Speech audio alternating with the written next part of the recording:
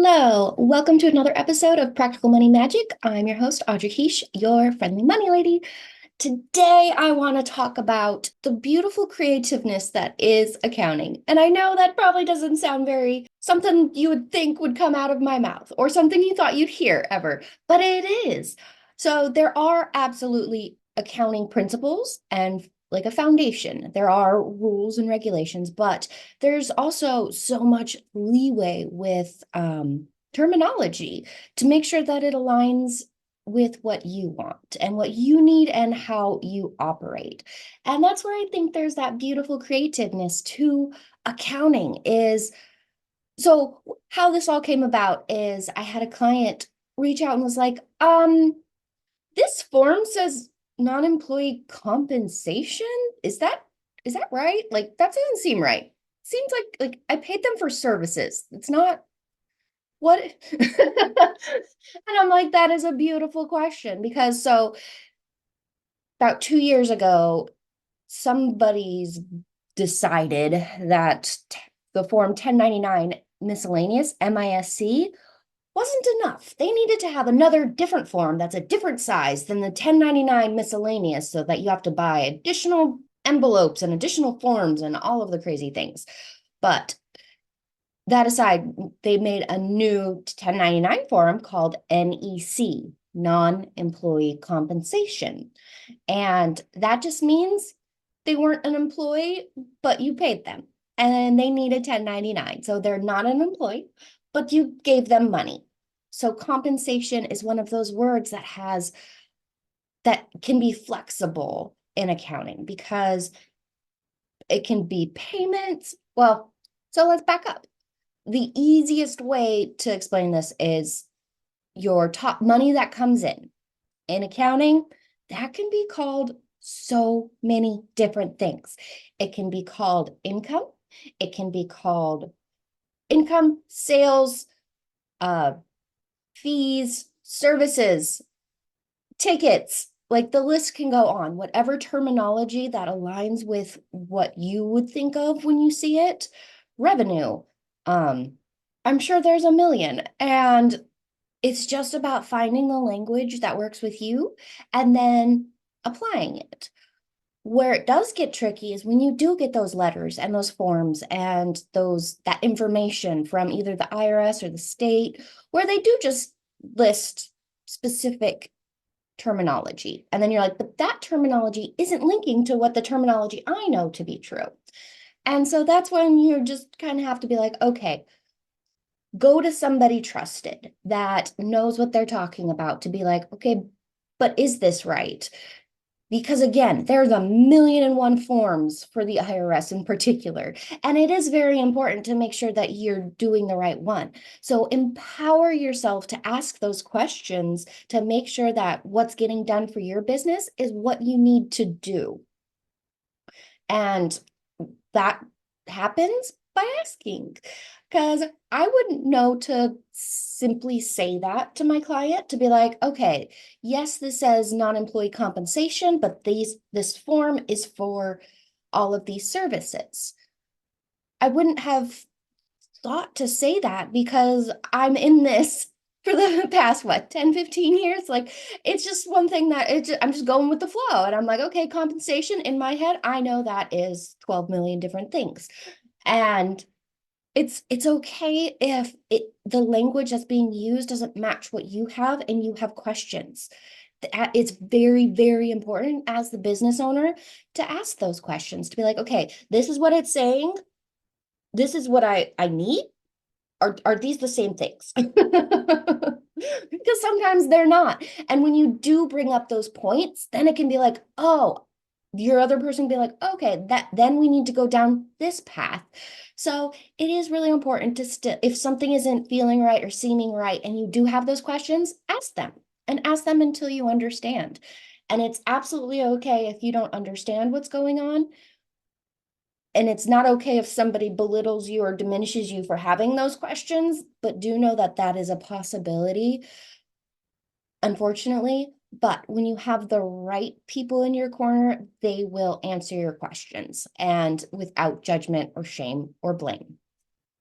And that's why I've been very fortunate with the CPAs I've personally chosen, but I've also had some really nasty CPAs from clients. And so you never know. And some people like that more direct, blunt, like, here's your box, sit in it. I don't tend to be one of those, if you can't tell by now. So that's all to say is that this terminology thing, I think it's beautifully creative. I think it adds a lot of personality into something that can be very dry, which is your accounting and your finances. I personally understand that a lot of people avoid these things, but when you're able to customize it to you and what you need and what you see, and you're like, this makes sense. Great.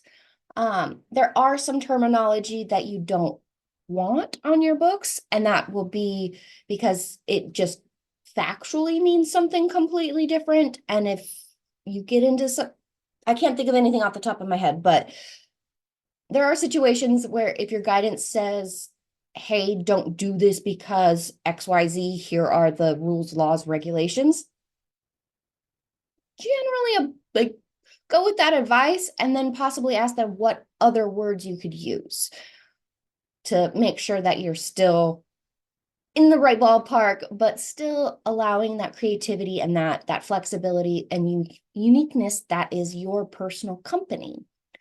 And again, that's the fun part of and the beautiful creativity. I think personally. Nerd alert.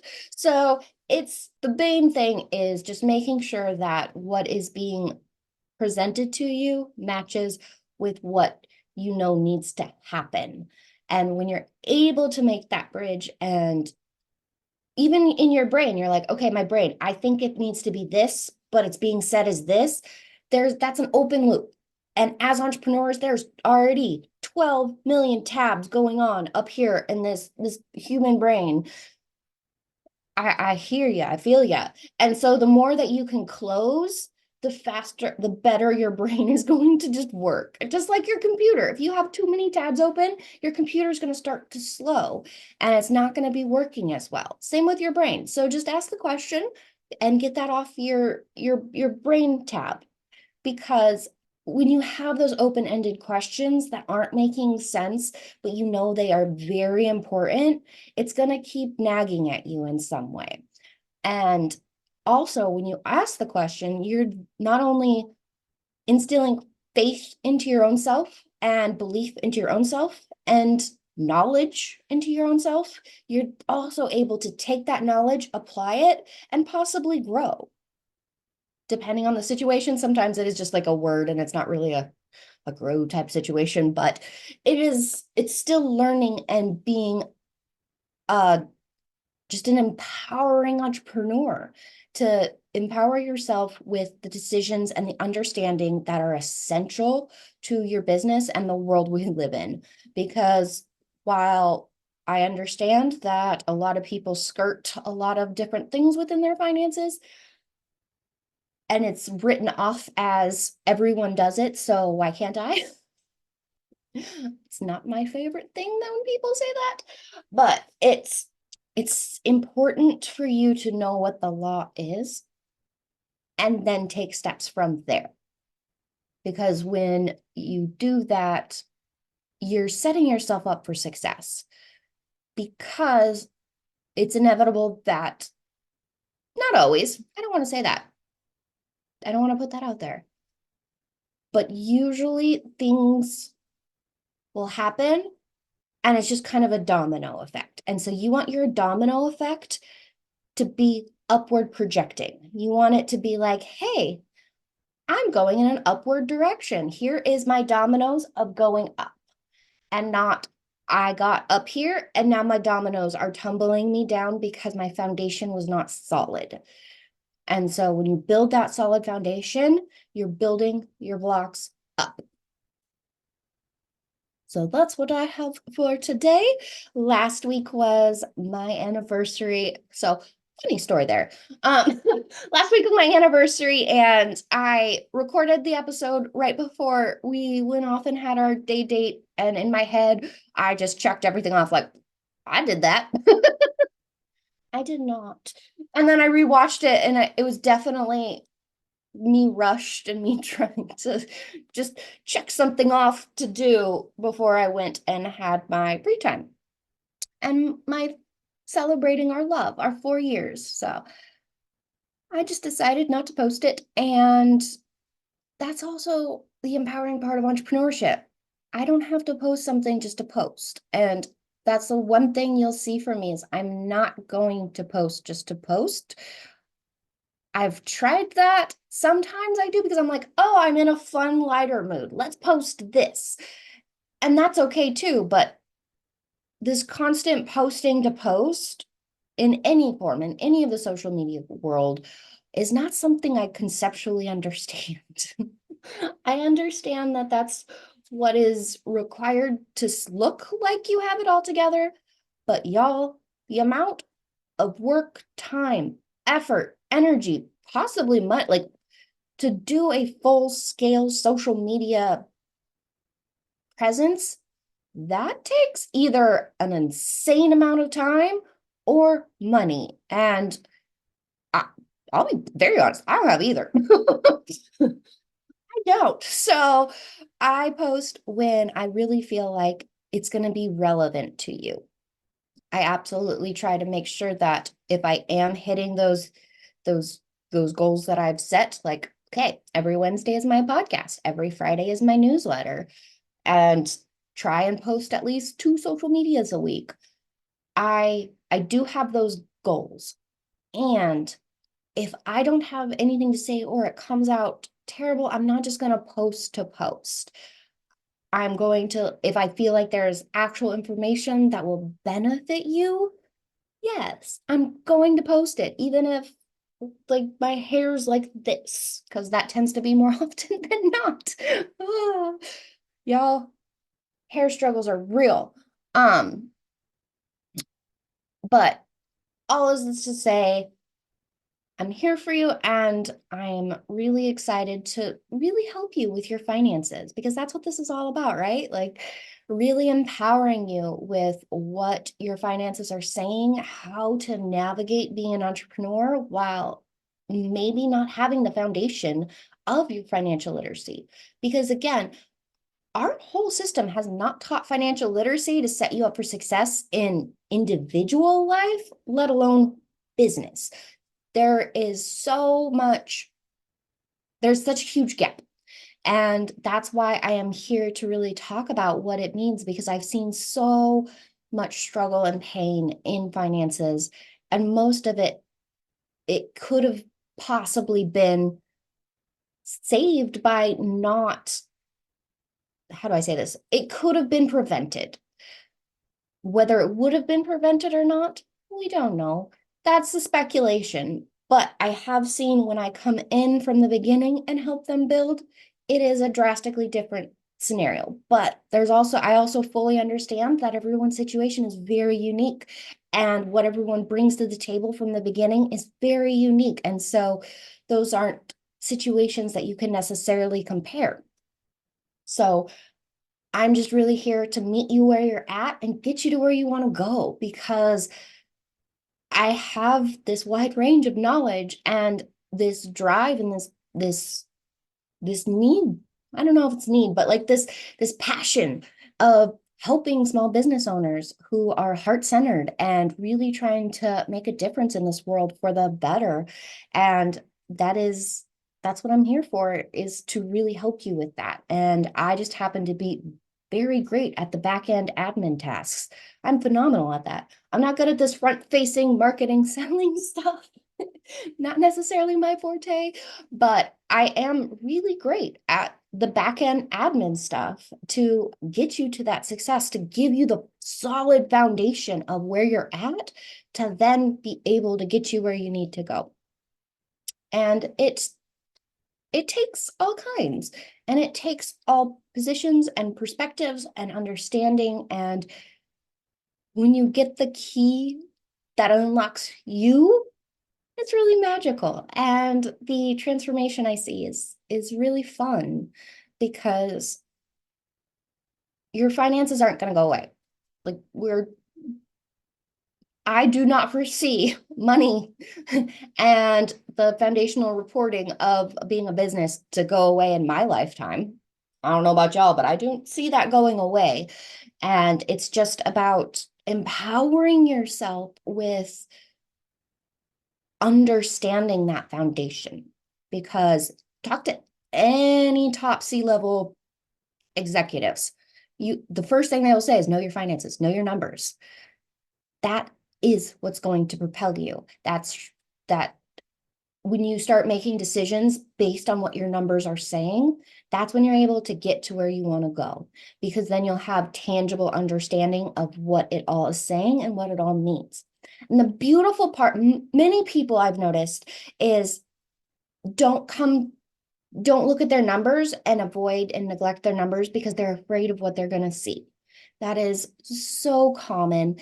And what I will say is, hands down, after we have the conversation and after we go through the numbers, the first thing they say is either that isn't as bad as I thought it was. I get that probably 80% of the time.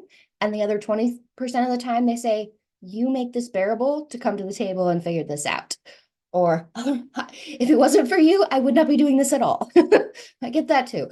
So, but like I said, like 80% of the time they say, this isn't as bad as I thought. Like once they actually see their numbers, once they actually take the right steps to looking at what their numbers are saying and making strategical moves based on their numbers, that is the game changing, because your numbers aren't going to change based on like, you can have an idea and have a wish of what's going to happen, and you can be putting all this effort towards what you are wanting to do, but it's not coming to fruition because you're not using it based on numbers. Because there's something in that chain of where you're trying to go that is broke. Like the numbers will tell you which link in that chain is broken. And that's when you're able to fix just that one thing, because you can think that it's your posters. I don't know. Let's say you put posters everywhere.